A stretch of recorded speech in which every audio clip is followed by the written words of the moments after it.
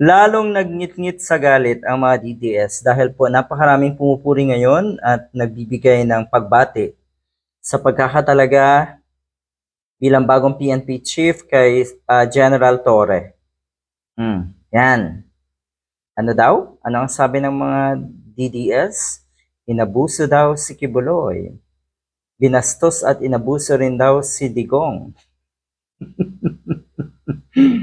Yan.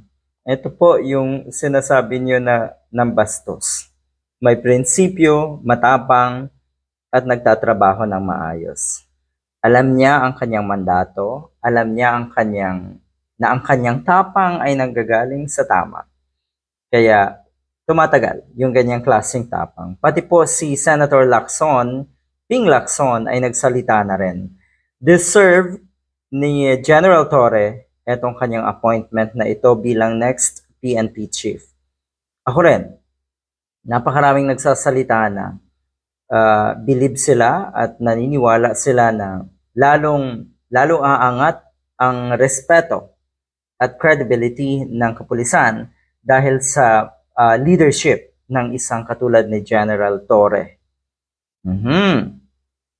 Ito daw ba ay reward dahil sa kanyang pag-aresto kay Kibuloy, sa kanyang pag-aresto kay Digong?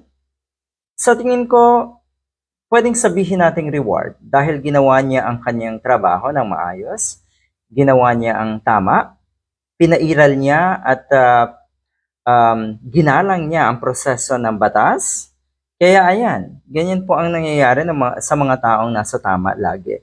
Sa mga taong iginagalang ang proseso ng batas. Kaya ito ngayon ang ating bagong PNP chief na si General Nicolas Torre. Yan. So ngayon, ang mga DDS, sigurado tayo na hahanap na naman yan ng kasiraan ng isang General Torre. Double time po kayo. Kumayod po kayo. Pagbutihin nyo po ang paninira nyo sa mga katulad ni General Torre.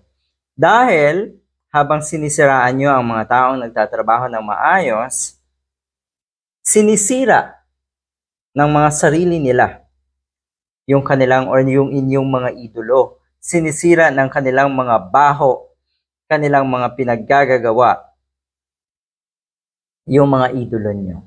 Kaya good luck! Senator-elect and former Philippine National Police Chief Pampilo Ping Lacson expressed support for Major General Nicolas Torre as the next PNP chief. Maraming saludo, maraming humahanga at nagpapaabot nga ng pagbati. Good luck.